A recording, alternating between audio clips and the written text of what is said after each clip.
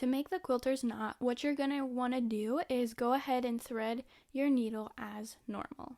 Once you have it threaded, you're going to, with one hand, pull the thread all the way to the bottom of the tail, and you're going to want to hold that pinched in between your index finger and your thumb.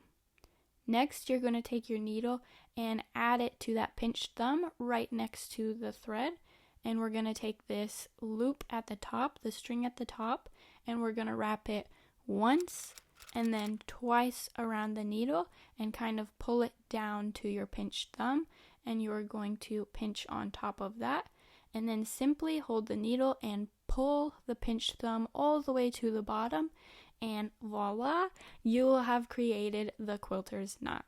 So it's super easy, super helpful, and the perfect way to get you started on your next stitching project.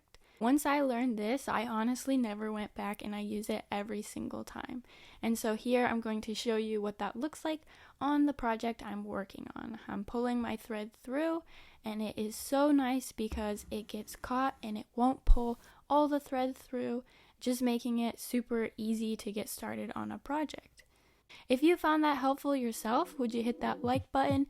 And as always, my friends, happy stitching!